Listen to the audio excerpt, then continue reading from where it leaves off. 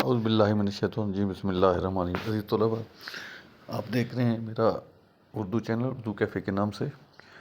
یہ خاص طور پر ان بچوں کے لیے جو 9th اور 10th کلاس میں پڑھ رہے ہیں، یہ اردو کی تمام مشقیں، اشعار کی تشریح اور انشاءاللہ سب کچھ آپ کو اس چینل پہ ملے گا۔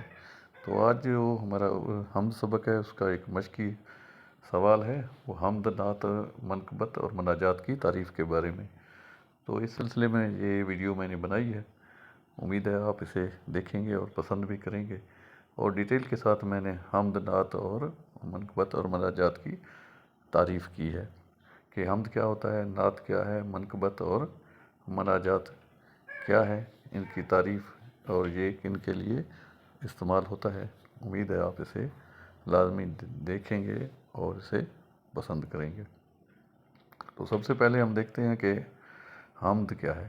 حمد دراصل اللہ تعالیٰ کی تعریف ہے، ایسی نظم جس میں اللہ تعالیٰ کی تعریف کی گئی ہو۔ حمد کا مطلب ہے کہ اللہ تعالیٰ کی تعریف، بڑائی اور شکر گزاری بیان کرنا ہے۔ یہ وہ کلام ہے جس میں صرف اللہ سبحانہ و تعالیٰ کی صفات کاملہ، اس کی قدرت، رحمت اور اس کے احسانات کا ذکر کیا جاتا ہے۔ خصوصیات ہیں، صرف اللہ تعالیٰ کی تعریف، حمد میں کسی اور کی تعریف شامل نہیں ہوتی، بلکہ یہ مکمل طور پر اللہ کی ذات کے لیے مخصوص ہے۔ اس میں شکر گزاری ہوتی ہے، اس میں اللہ تعالیٰ کی نعمتوں اور احسانات کا اعتراف کرتے ہوئے اس کا شکریہ ادا کیا جاتا ہے۔ عاجزی و انکساری حمد کا حصہ ہے اور اس کا اظہار کیا جاتا ہے اور اللہ کے عظمت کے سامنے سر جھکایا جاتا ہے۔ روحانی سکون، حمد پڑھنے سے یا سننے سے دل کو سکون ملتا ہے اور اللہ تعالیٰ کی قربت کا احساس پیدا ہوتا ہے۔ عام طور پر شاعری میں ایسی نظمیں حمد کہلاتی ہیں جن میں صرف اور صرف اللہ کی خوبیاں بیان کی جاتی ہیں۔ یہ نعت سے مختلف ہوتی ہے کیونکہ نعت رسول اکرم صلی اللہ علیہ وسلم کی تعریف میں کہی جاتی ہے اور حمد صرف اللہ تعالیٰ کی تعریف کے لیے ہے۔ اب ہم دیکھتے ہیں نعت کیا ہے اور نعت کی تعریف کیا ہے۔ نعت ایک ایسی صفت سخن ہے جس میں ہمارے پیارے نبی صلی اللہ علیہ وسلم کی مدح سرائی، تعریف اور فضائل بیان کیے جاتے ہیں۔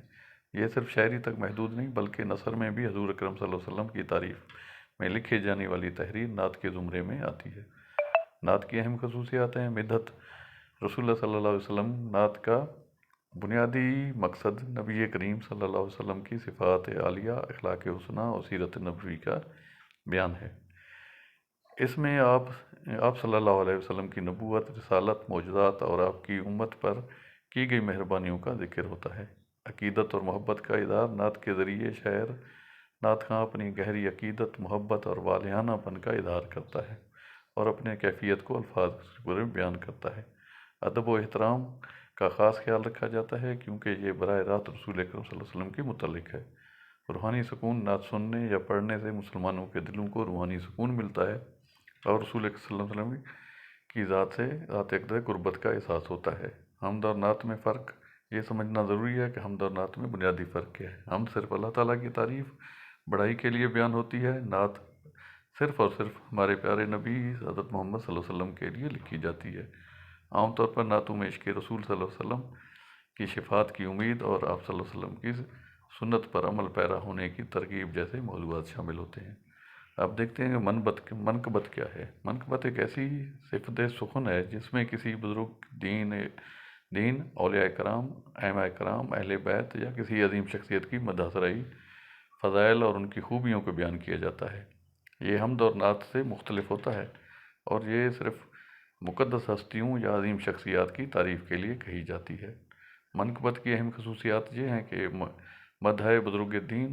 منقبت میں مرکزی موضوع اولیاء کرام، صوفیاء کرام کے اور حضرت علی، حضرت فاطمہ یا اہل بیت کی تعریف کی جاتی ہے۔ عقیدت و احترام، اس میں شاعر اپنی عقیدت و احترام کا اظہار کرتا ہے، ان شخصیات کے روحانی مقام اور ان کی خدمات کو خراج تحسین پیش کرتا ہے۔ فضائل کا بیان، منقبت میں ان ہستیوں کے اخلاقی اوصاف، کرامات، علم اور اسلام کے لیے ان کی قربانیوں کا ذکر کیا جاتا ہے۔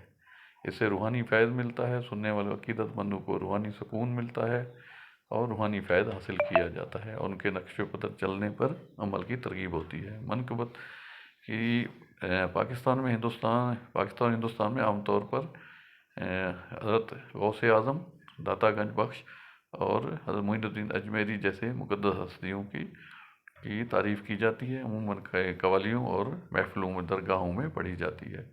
مناجات اب دیکھتے ہیں، اس کلام کو کہتے ہیں جس میں بندہ اللہ تعالیٰ کے حضور اپنی عاجزی اور بندگی اور بے کسی کا اظہار کرتا ہے، فریاد و التجا اور اپنے حاجات کو طلب کرتا ہے۔